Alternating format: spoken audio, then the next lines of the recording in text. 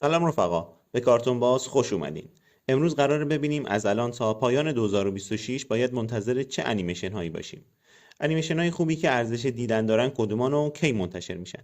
پس بزن بریم. اولین انیمیشنی که باید منتظرش باشیم داستان اسباب بازی 5.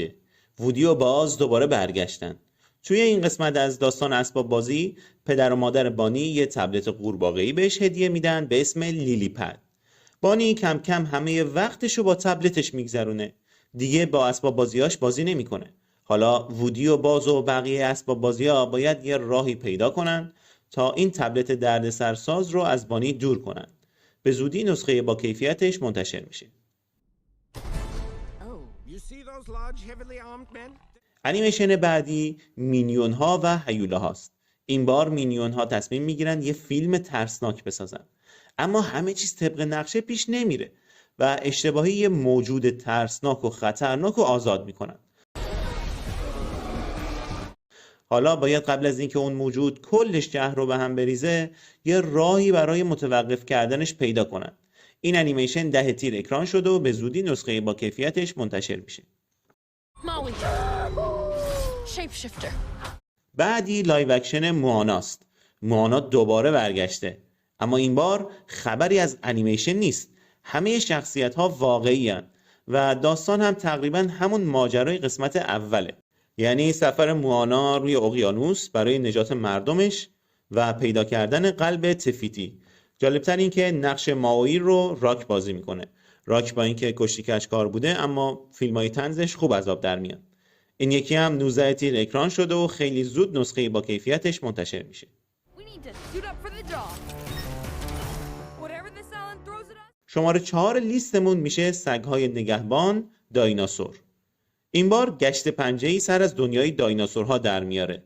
وقتی یه اتفاق عجیب همه چیزو به هم میریزه، اونا باید با کمک دایناسورها یه مأموریت خیلی مهم رو انجام بدن.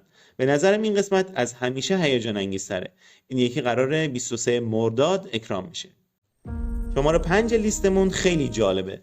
یادتونه توی کارتون میگ میگ کایوت یا همین روباهه همیشه با موشک و طلا و دینامیت دنبال میگ میگ بود، اما وسایلش همیشه خراب از آب در می اومدن. حالا توی این فیلم کایوت تصمیم میگیره از شرکت اکمی که اون وسایل رو ساخته شکایت کنه.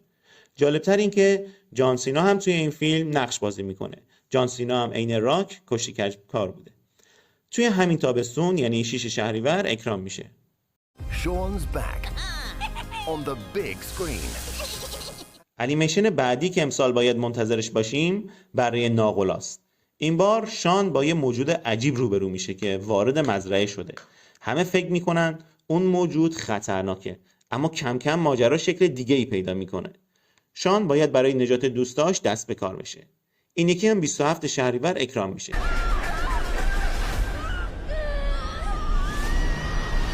انیمیشن بعدی خیلی مورد انتظاره. تبلیغش واقعا خفنه. اسمش هست جزیره فراموش شده. چند نفر به یه جزیره مرموز میرسن که سالهاست هیچ کس پاشو اونجا نذاشته، اما خیلی زود میفهمن اون جزیره پر از راز و موجودات عجیبه و بیرون اومدن از اونجا اصلاً کار ساده ای نیست. 3 مهر هم اکران میشه. انیمیشن بعدیمون میشه انگری بردز 3.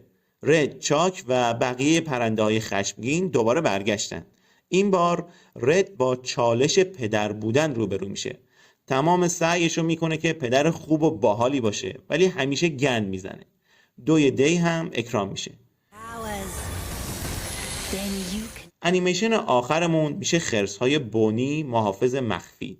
این بار خرس‌های بونی وارد یه ماجراجویی مرموز میشن.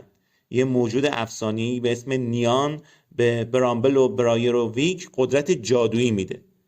از اون طرف یه دشمن خطرناک میخواد دنیا رو نابود کنه و خرس‌های بونی هم باید برای بزرگترین ماجراجویی زندگیشون آماده بشن. به زودی نسخه با کیفیتش منتشر میشه. اینها مهمترین انیمیشن ها و فیلم های خانوادگی هستن که باید تا پایان 2026 منتظرشون باشیم. به نظر شما کدوم یکی از همه هیجان انگیزتره؟ بیشتر از همه منتظر کدوم یکی هستین؟ خودم که بیشتر از همه دوست دارم جزیره فراموش شده رو ببینم. اگه این ویدیو رو دوست داشتین لایک و سابسکرایب یادتون نره. ممنونم که با من همراه بودین. تا ویدیوی بعد، خداحافظ.